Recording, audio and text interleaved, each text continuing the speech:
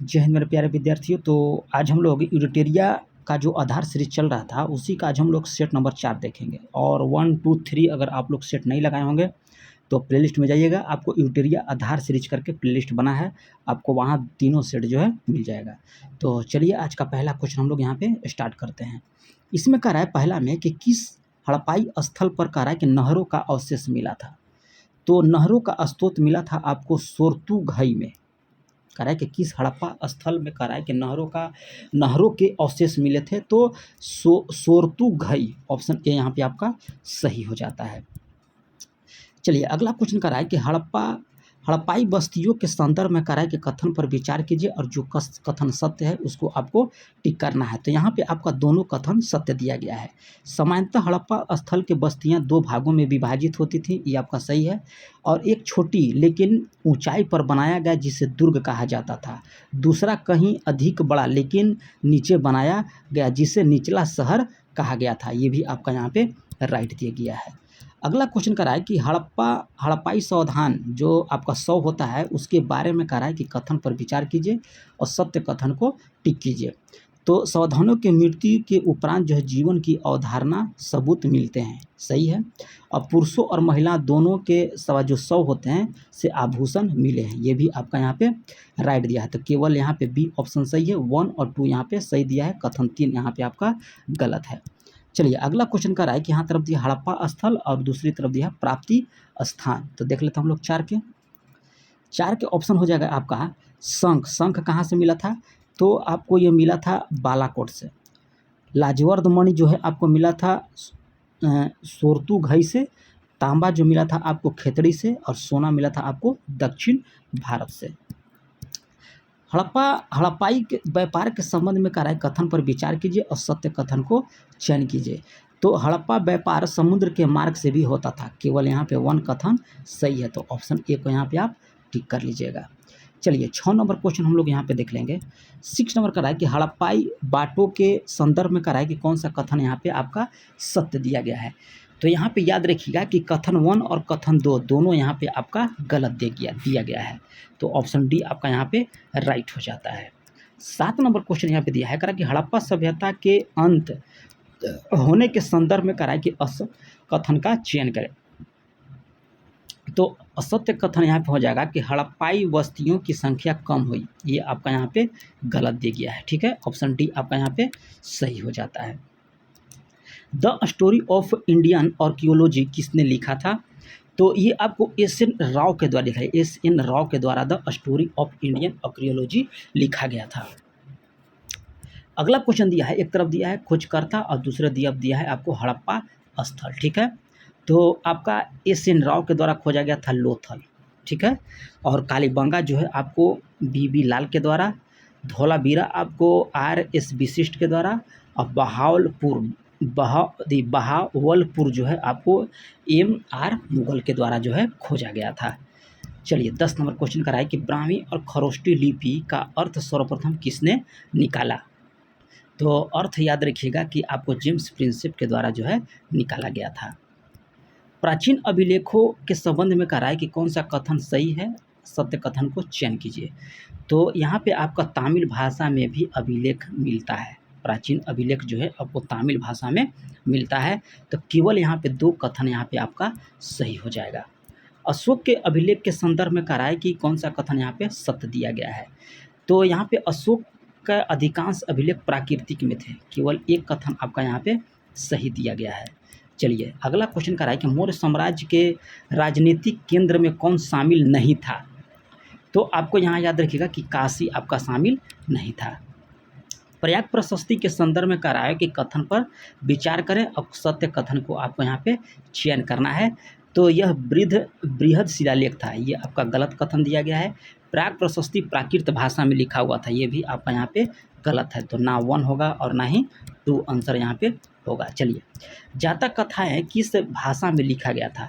तो जातक कथा जो है आपको पाली भाषा में लिखा गया था। ऑप्शन ए यहाँ पे सही हो जाता है। मनुस्मृति का संकलन किस कालखंड में किया गया था? तो कालखंड का आप नाम याद रखिएगा, 200 ईसा पूर्व से 200 ईस्वी के बीच। ठीक है, पुरुष सूक्त जिसे चारों वर्णों की उत्पत्ति का अंश शामिल है या किस वेद में आपका पड़ता है, तो ये आपको पड़ता है ऋग्वेद में। अगला क्वेश्चन कर रहा है कि बौद्ध संघ तथा महिलाओं के संबंध में कौन सा कथन सही है, विचार कीजिए। तो इसमें आपको हो जाएगा कि प्रारंभ में बौद्ध स्त्री के संघ में प्रवेश करने के विरुद्ध था, ठीक है। प्रारंभ में जब बौद्ध हुआ था तो इसमें स्त्रियों को बौद्ध संघ हुआ था तो इसमें स्त्रियों का प्रवेश करने के लिए विरुद्ध थे, और जिन बौद्ध भिक्षुनियों ने निर्वाण प्राप्त कर लिया उन्हें थेरी कहा गया था। ये दोनों कथन आपका यहाँ पे राइट दिया गया है, ऑप्शन सी आप टिक करके आगे बढ़ जाइए। अलबरूनी को करा कि भारतीय समाज को समझने में किन अवरोधों को सामना करना पड़ा था, तो अवरोध यानी कि भाषा, धार्मिक अवस्था और प्रथम प्रथा भिन्नता, याद रखिएगा ये दो गो अवरोध जो है आपको समझने में अलबरूनी को दिक्कत हुआ था, तो केवल बी यहाँ पे ऑप्शन ए और 2 सही हो जाएगा। अगला है कि इब्न बतूता द्वारा डाक व्यवस्था के वर्णन के संबंध में कराए कि कथन पर विचार कीजिए और कथन जो सत्य है यहाँ पे चयन कीजिए। तो यहाँ पे तीनों कथन राइट है, याद रखिएगा तीनों कथन को आप सही कर लीजिए।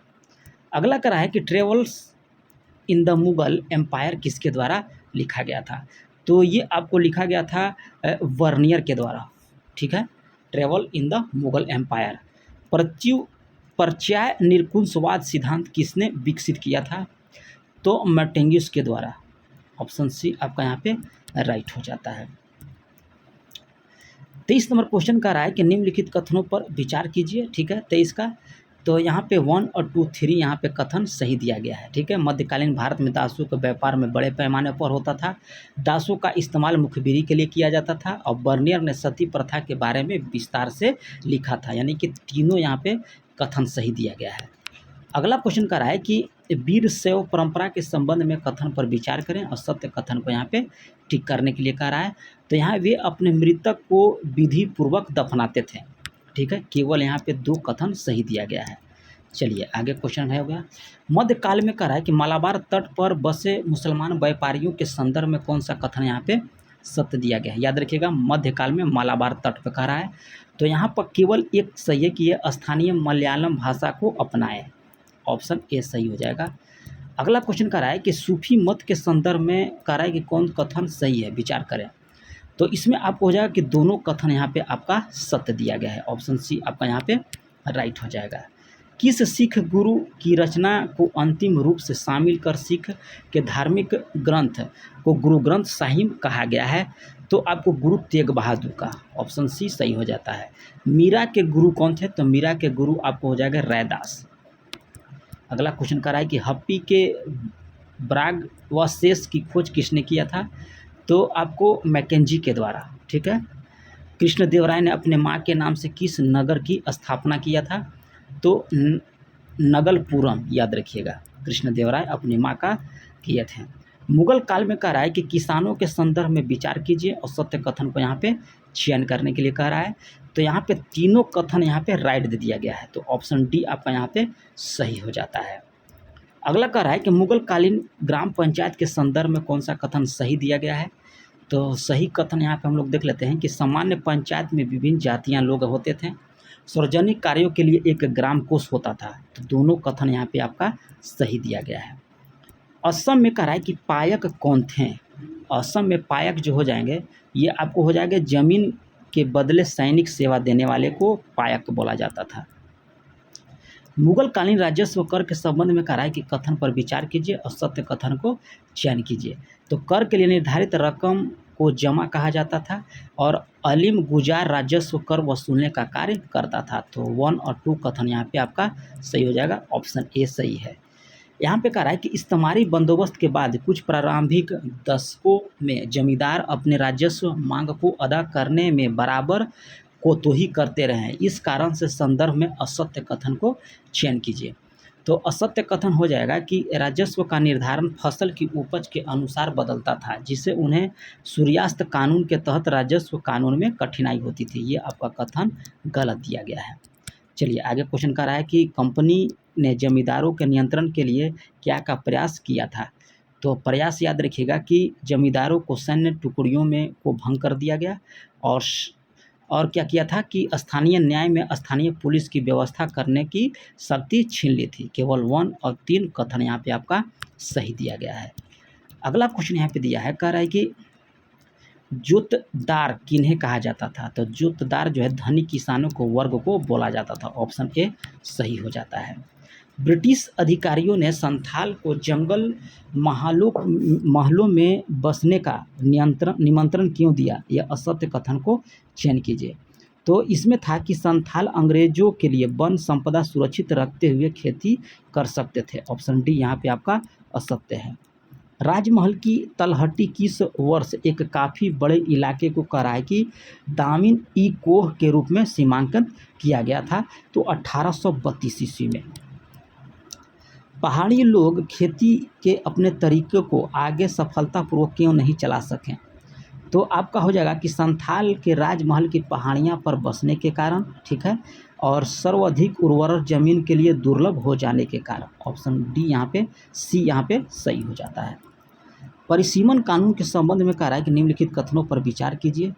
तो इसमें हो जाएगा सही कथन चुनना है। तो इनमें दोनों कथन सही दिया गया है कि अंग्रेज 1859 में रैयतों को ऋणदाता के शोषण से बचने के लिए पारित किया, और इन्होंने कहा कि ऋणदाता और रैयत के बीच में असंरक्षित ऋण पत्र केवल 3 वर्षों के लिए मान्य होगा। ऑप्शन सी सही हो जाएगा। दक्कन दंगा रिपोर्ट किस वर्ष पार्लियामेंट में पेश किया गया था? तो आपको पार्लियामेंट में कह रहा है तो 1878 ईस्वी में जो है पेश किया गया था। 1857 के क्रांति में छोटा नागपुर स्थित सिंहभूम में कोल आदिवासी का नेतृत्व किसने किया था? तो आपको गोनू के द्वारा। चलिए आगे क्वेश्चन देख लेते हैं। एक गिलास कह रहा है कि एक गिलास फल एक दिन हमारे ही मुंह के आकर गिरेगा। इस कथन पर विचार कीजिए और सत्य कथन को चयन कीजिए। इसमें कह रहा है कि यह कथन लॉर्ड कैनिंग के द्वारा कहा गया था, ये गलत दिया गया है। भारतीय साम्राज्य के संदर्भ में बोला गया था, ये भी आपका यहाँ पे गलत दिया है। तो ना डी होगा, अधि ना ए होगा और ना ही 2 होगा। सहायक संदर्भ संधि के संदर्भ में कह रहा है कि असत्य कथन को चयन कीजिए। तो हो जाएगा कि असहयोगी पक्ष किसी और शासक के साथ संधि तो कर सकेगा, परंतु अंग्रेज अनुमति के बिना किसी युद्ध में हिस्सा नहीं लेगा। ये कथन आपका यहाँ पे असत्य दिया गया है। देह से जान जा चुकी थी, शहर के काया बेचना थी, यह कथन किसने कहा था? तो ये आपको कहा गया था मुगल बादशाह, यह कथन कहा गया था अवध के विलय में, ठीक है। चलिए अगला क्वेश्चन कह रहा है कि एक मुक्त बंदोबस्त भू राजस्व व्यवस्था कब लागू किया गया? तो 1856 ईस्वी में। अगला क्वेश्चन यहाँ पे देख लेते हैं। कह रहा है कि सही कथन को चयन कीजिए 48 का। तो यहाँ पे हो जाएगा कि मौलवी अहमदुल्ला शाह ने चिन्हाट के विख्यात संघर्ष में हिस्सा लिया था। केवल 2 यहाँ पे आपका सही हो जाता है। अगला कह रहा है कि घटनाक्रम को निर्धारित आरोही क्रम में आपको सजाइए 49 का। तो सबसे पहले आपको हो जाएगा चंपारण सत्याग्रह 1917 में, फिर अहमदाबाद मिल 1918 ईस्वी में, ठीक है। खेड़ा ये भी 1918 में, प्रथम विश्व प्रेस पर प्रतिबंध, ये आप लोग थोड़ा सा देख लीजिएगा। ऑप्शन ए यहाँ पे आपका सही हो जाता है। महात्मा गांधी की जीवनी किस विदेश लेखक ने लिखा गया था किस विदेश के द्वारा? तो ये आपको लुई फिशर के द्वारा। ऑप्शन बी यहाँ पे सही हो जाता है। 51 नंबर का है कि 1922 में गांधी जी को सजा सुनाने वाले जज का क्या नाम था? तो जस्टिस ब्रूमफील्ड। ऑप्शन ए सही हो जाएगा। 1922 ईस्वी में कहा है कि गांधी जी ने भारतीय राष्ट्रवाद को एक मद परिवर्तन कर दिया गया। इसके संदर्भ में कहा है कि असत्य कथन को चुनिए। तो उपर्युक्त में से कोई नहीं असत्य है, तीनों कथन आपका यहाँ पे सही दिया गया है। 1929 के संदर्भ में कहा है कि वार्षिक अधिवेशन के संदर्भ में कथन पर विचार कीजिए, वह सत्य कथन को चयन करना है। तो इसमें केवल 1 कथन जो है असत्य है कि अधिवेशन जो है जवाहरलाल नेहरू की अध्यक्षता में लखनऊ में किया गया था, ठीक है। ये गलत दिया गया है, यहाँ पे ऑप्शन ए लगा लीजिएगा। चलिए 54 नंबर क्वेश्चन कह रहा है कि दांडी यात्रा के संदर्भ में कह रहा है कि असत्य कथन को चयन कीजिए। तो इसमें हो जाएगा कि अमेरिका प्रेस व्यापक कवरेज दी, ये आपका सही है कि जब दांडी यात्रा में जो है यूरोप और अमेरिकी प्रेस जो है व्यापक कवरेज के दिए थे। पहला राष्ट्रवादी गतिविधि है जो औरतों ने में भी भाग बढ़ चढ़ कर हिस्सा लिया था, ये भी आपका सही है। तो ना 1 और ना 2 यहाँ पे होगा, दोनों कथन यहाँ पे सही दिया गया है। दूसरा गोलमेज सम्मेलन किस वर्ष लंदन में आयोजित किया गया था? तो आपको 1931 में। 1937 के प्रांतीय चुनाव के संदर्भ में कह रहा है कि कौन सा कथन यहाँ पे सत्य दिया गया है? तो याद रखिएगा कि यहाँ केवल 1 कथन सत्य दिया गया है। ठीक है, चलिए आगे यहाँ पे देख लेते हैं। क्रिप्स मिशन के बारे में कह रहा है 57 में, तो यहाँ केवल 2 कथन यहाँ पे सत्य दिया गया है। चलिए आगे कह रहा है कि जिन्ना ने पाकिस्तान की स्थापना के लिए प्रत्यक्ष कार्यवाही दिवस किस दिन निर्धारित किया था? तो ये आपको निर्धारित किया था 16 अगस्त 1946। ऑप्शन बी सही हो जाएगा। चलिए जवाहरलाल नेहरू तथा संविधान सभा के संदर्भ में कह रहा है कि कथन पर विचार कीजिए और सत्य कथन को आपको चयन करना है। तो यहाँ पे दोनों कथन जो है आपका सत्य दिया गया है। ऑप्शन सी यहाँ पे आपका राइट हो जाएगा। भारत सरकार का संवैधानिक सलाहकार कौन था? तो BN राव। भारत सरकार का मुख्य योजनाकार कौन थे? तो ये थे आपको SN मुखर्जी। यहाँ पे कथन पर विचार कीजिए 62 का, और कह रहा है कि कौन सा कथन सत्य दिया गया है।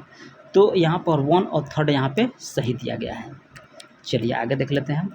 संविधान में वर्णित व्यवस्था के संदर्भ में कह रहा है कि विचार कीजिए और सत्य कथन को चयन कीजिए। तो यहाँ पे दोनों कथन आपका सत्य दिया गया है। ठीक है, चलिए थोड़ा सा जल्दी करते हैं क्योंकि कथन का सवाल है। थोड़ा सा आप लोग वीडियो को पॉज करके देख सकते हैं, नहीं तो वीडियो ज़्यादा खींचा जाएगा, 1 घंटा के करीब हो जाएगा और 1 घंटा का वीडियो आप लोग देख नहीं पाइएगा। कह रहा है कि अम्बेडकर शक्ति का केंद्र तथा प्रांतों के बराबर विभाजन चाहते थे और ज़्यादातर राष्ट्रवादी शक्तिशाली तथा एकीकृत केंद्र के पक्ष में थे। और कह रहा है कि कौन सा कथन सत्य दिया गया है?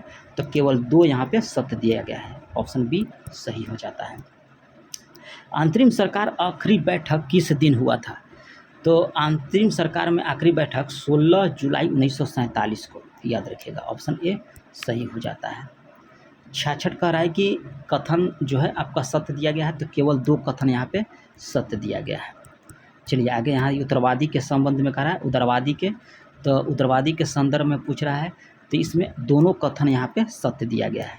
ठीक है, कि मोहम्मद अली जिन्ना एक उदारवादी नेता थे और एक क्रमिक लगातार प्रयास करते रहने का विचार भी हिमायत थे। चलिए आगे दिया है कैबिनेट मिशन के संदर्भ में, तो 68 का आपको हो जाएगा सी नंबर। दोनों कथन यहाँ पे आपका सत्य दिया गया है। चलिए 69 नंबर क्वेश्चन देख लेते हैं। ट्रेल ऑफ टीयर्स का संबंध किस घटना से है? तो आपको अमेरिकी मूल निवासी के जबरन विस्थापन से। 18वीं सदी के कह रहा है कि यूरोप के संदर्भ में कथन पर विचार कीजिए, तो केवल 1 कथन यहाँ पे आपका सत्य दिया गया है। चलिए अगला क्वेश्चन देख लेते हैं हम लोग। ब्रिटेन में कह रहा है कि संयुक्त राज्य अमेरिका को एक स्वतंत्र देश के रूप में मान्यता किस वर्ष मिला था? ब्रिटेन ने संयुक्त राज्य अमेरिका को एक स्वतंत्र देश के रूप में मान्यता किस वर्ष दिया था? तो 1781 ईस्वी में। अगला क्वेश्चन यहाँ पे दिया, संयुक्त राज्य अमेरिका में दास प्रथा के संबंध में कह कथन पर विचार कीजिए और सत्य कथन को चयन कीजिए। तो केवल 2 कथन यहाँ पे आपका राइट दिया गया है। आगे कह रहा है कि मेंटिसो का विद्रोह किस देश में हुआ था? तो आपको कनाडा में हुआ था।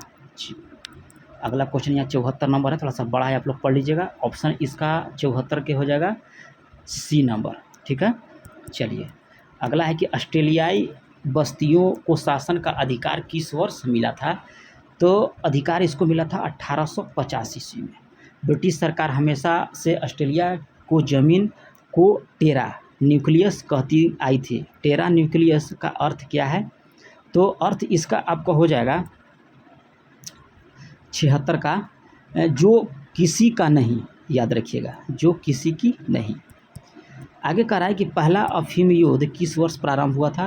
तो 1839 ईस्वी में। ऑप्शन डी यहाँ पे सही हो जाएगा।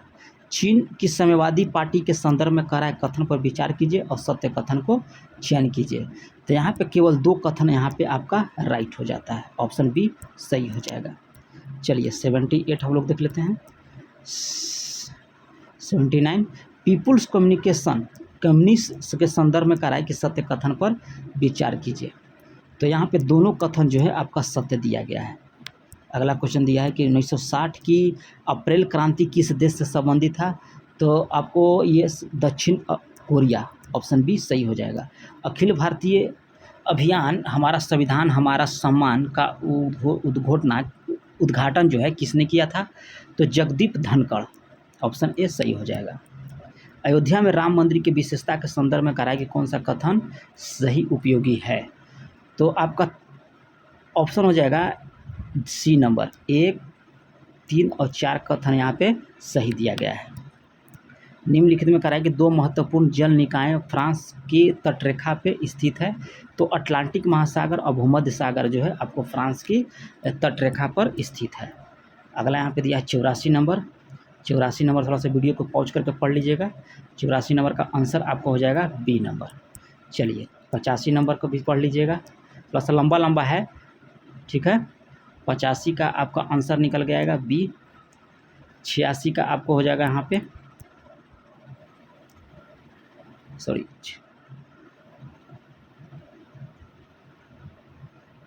86 का आपको निकल जाएगा ए नंबर, ठीक है। चलिए 87 नंबर आंसर हम लोग देख लेते हैं। प्रधानमंत्री सूर्योदय योजना किससे संबंधित है? तो संबंधित आपको हो जाएगा छत पर लगाने वाले सौर पैनल से। बैडमिंटन में हाल ही में करा कि इंडिया ओपन 2024 में महिला एकल का खिताब किसने जीता था? तो आपको हो जाएगा ताई जुंग इंग के द्वारा। अगला है कि केंद्रीय मंत्रिमंडल ने हाल ही में सूचना प्रौद्योगिकी क्षेत्र में सहयोग के लिए किस देश के साथ आपको समझौता ज्ञापन पर हस्ताक्षर किया है? तो आपको ओमान के साथ। कह रहा है कि जन नायक के नाम से किन्हें जाना जाता था? तो कर्पूरी ठाकुर को। अगला क्वेश्चन देख लेते हैं कि भारत रत्न के संदर्भ में कह रहा है कथन पर विचार कीजिए और सही कथन को चयन करने के लिए कह रहा है। तो 1, 2, 4 इसमें आपका सी नंबर सही हो जाएगा। चलिए आगे देख लेते हैं 92 नंबर क्वेश्चन। तो 92 नंबर में आपका सी नंबर कथन सही है। 1 और 3 यहाँ पे आपका कथन सही दिया गया है। 93 ऑस्ट्रेलियन ओपन 2024 में पुरुष एकल का खिताब किसने जीता है? तो आपको जैनिक सिनर के द्वारा। 94 नंबर कथन देख लीजिए। 94 नंबर में केवल बी यहाँ पे यानी कि केवल 2 कथन यहाँ पे सही दिया गया है। अयोध्या में राम मंदिर का निर्माण का मुख्य वास्तुकार कौन थे? तो मुख्य वास्तुकार आपका यहाँ पे हो जाएगा 95 नंबर के चंद्रसोमपुरा, याद रखिएगा चंद्रसोमपुरा। भारत में कह रहा है कि भारत अंतर्राष्ट्रीय विज्ञान महोत्सव किस राज्य में आयोजित किया गया? तो आपको हरियाणा में, ऑप्शन डी सही हो जाएगा। संयुक्त राष्ट्र महासभा में 78वें सत्र के अध्यक्ष कौन थे जो इस समय भारत के दौरे पर हैं? तो डेनिस फ्रांसिस। 98 नंबर आपका आंसर निकल के आ जाएगा, 98 का सी नंबर, ठीक है। चलिए 99 नंबर हम लोग देख लेते हैं। संस्थागत श्रेणी में सुभाष चंद्र बोस आपदा प्रबंधन पुरस्कार 2024 में किसे सम्मानित किया गया? तो 60 पैराशूट फील्ड हॉस्पिटल को। 100 नंबर यहाँ पे देख लेते हैं। कह रहा है कि निम्नलिखित कथनों पर विचार कीजिए। तो यहाँ पे 2 और 3 कथन यहाँ पे आपका सही दिया गया है। तो ये रहा है आप लोग का सेट नंबर 4 यूटेरिया आधार सीरीज का। जो लंबा थोड़ा सा क्वेश्चन है उसको आप लोग वीडियो को पॉज करके अच्छे से पढ़ लीजिएगा। मिलते हैं नेक्स्ट वीडियो में, तब तक के लिए धन्यवाद।